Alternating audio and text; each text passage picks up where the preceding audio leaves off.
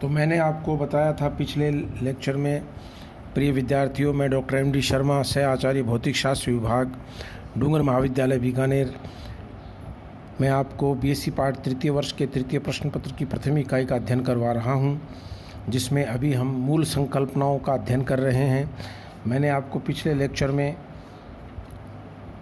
Corona के ऊपर माननीय मुख्यमंत्री और आदरणीय प्रधानमंत्री जी के गाइडलाइंस का विशेष तौर से पालन करने का आपको आग्रह किया है, और मैंने आपको बताया कि किस प्रकार एक चालक का प्रतिरोध ताप बढ़ाने पर बढ़ता है, क्योंकि जो रेजिस्टेंस होता है किसी ताप T पर, वो 0 डिग्री सेल्सियस के ताप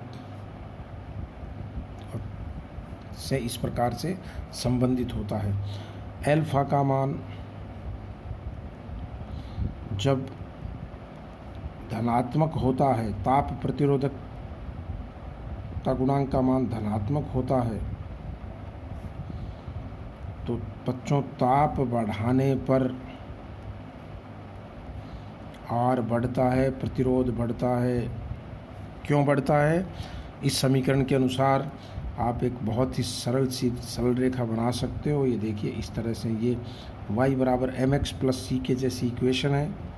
गणित के विद्यार्थी हो, y बराबर mx प्लस c का इस प्रकार से जो स्लोप है इस ग्राफ की, वो अगर मान लो ये कोण थीटा है, तो अल्फा r0 बराबर tan थीटा हो जाएगा। ठीक है। जिन पदार्थों का मान, अब आप देखिए,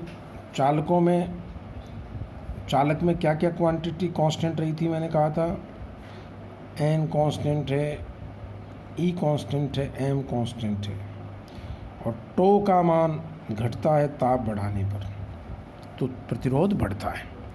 लेकिन अर्धचालकों की जब बात आती है, अर्धचालकों का व्यवहार, ये कई बार ये बच्चे नहीं समझ पाते कि भाई ठीक है, याद कर लिया कि ताप बढ़ाने पे अर्धचालकों का प्रतिरोध घटता है, बहुत बच्चे याद रखते हैं इसको, लेकिन वो ये नहीं समझते कि ऐसा क्यों होता है।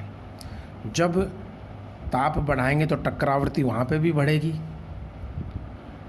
विश्रांति काल वहाँ पे भी कम होगा, तो फिर प्रतिरोध बढ़ने के बजाय घटना क्यों है? प्यारे विद्यार्थियों, मैंने अभी आपको रो का फॉर्मूला बताया था, m/ne²/τ। मैंने ये भी बताया कि किसी चालक पदार्थ में n, e और m तीनों क्या रहते हैं? नियत रहते हैं। जैसे मान लीजिए कॉपर का टुकड़ा ले लिया या एल्यूमिनियम का टुकड़ा ले लिया, तो एल्यूमिनियम में n एक गुण है कि कितने इलेक्ट्रॉन प्रति एकांक आयतन मुक्त होंगे, वो आप और मैं निर्धारित नहीं कर सकते, वो उस पदार्थ का गुण है।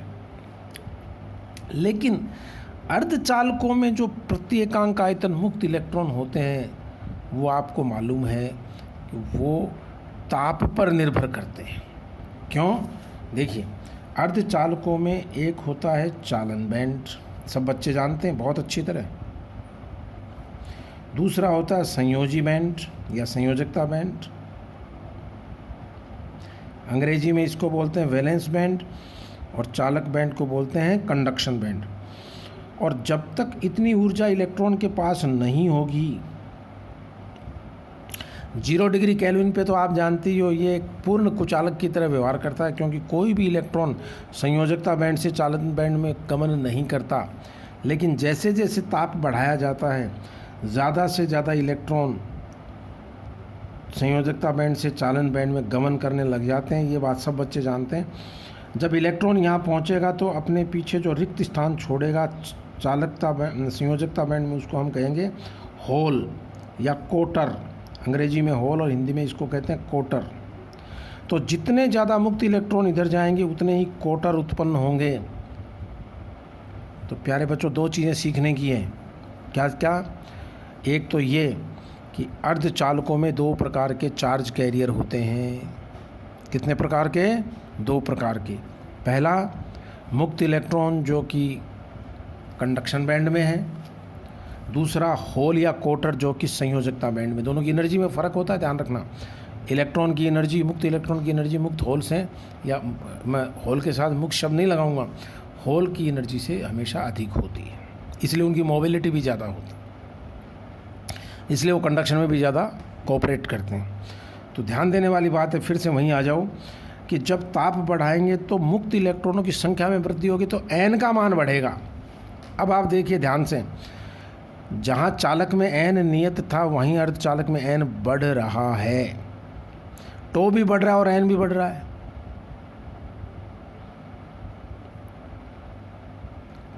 आप टेम्परेचर बढ़ाओगे तो टो तो कम होगा, विश्रांति काल तो कम हो रहा है, और n जो है वो बढ़ रहा है। तो जहाँ ताप का प्रभाव तो अर्धचालक में भी वही है जो चालक में है, लेकिन साथ में मुक्त इलेक्ट्रॉनों की संख्या बढ़ने से इसमें प्रभावी रूप से प्रतिरोधकता में कमी आती है। इस बात को मैं नोट करवा देता हूँ आपको कि ताप बढ़ाने पर, ऑन इंक्रीजिंग द टेम्परेचर, अंग्रेजी वाले बच्चे भी लिख लें, ताप बढ़ाने पर यानी ऑन इंक्रीजिंग द टेम्परेचर, यद्यपि टो का मान घटता है, although the value of tau decreases, लेकिन साथ ही along with it at the same time मुक्त आवेशवाहक घनत्व, अब देखिए मैंने इलेक्ट्रॉन शब्द की जगह आवेशवाहक घनत्व शब्द इस्तेमाल करना शुरू कर दिया।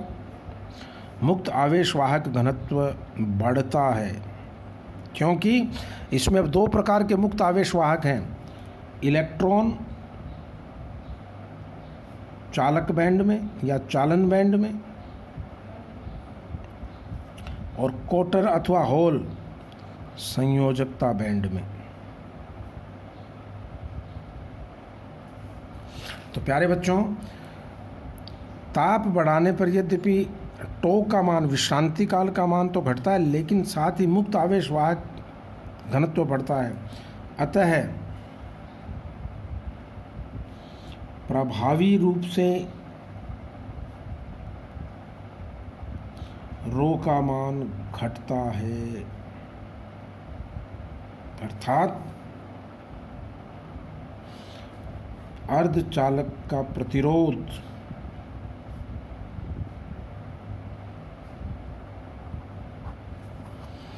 ताप बढ़ाने पर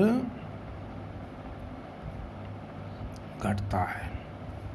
तो अल्फा का मान जो होगा ऋणात्मक हो गया,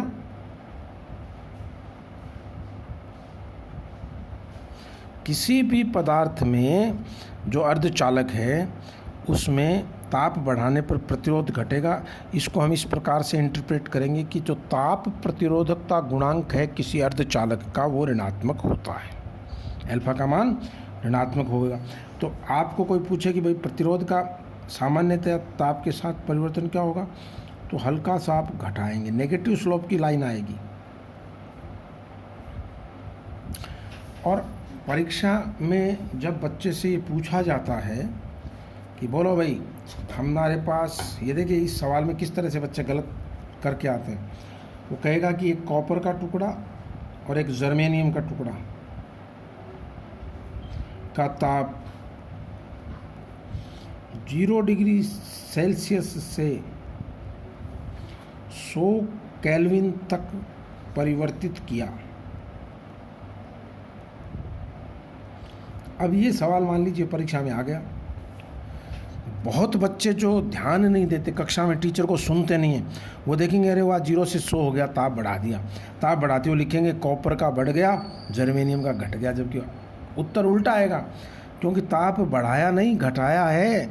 आप देखो 0 सेल्सियस से 100 केल्विन का मतलब है ताप का घटना, और ताप घटने पर कॉपर का प्रतिरोध कम होगा। आंसर ये आएगा कि कॉपर का घटेगा और जर्मेनियम का बढ़ेगा। तो अपनी आंखें खुली रखनी है, दिमाग तेज रखना है कि टेम्परेचर वास्तव में बढ़ाया जा रहा है कि घटाया जा रहा है। संख्या देख के मत समझ लेना, साथ में यूनिट का भी ध्यान रखना। सेल्सियस और केल्विन में फ़र्क है। अगर मैं ये सवाल पूछता 0 डिग्री सेल्सियस से 100 डिग्री सेल्सियस, तो आपका उत्तर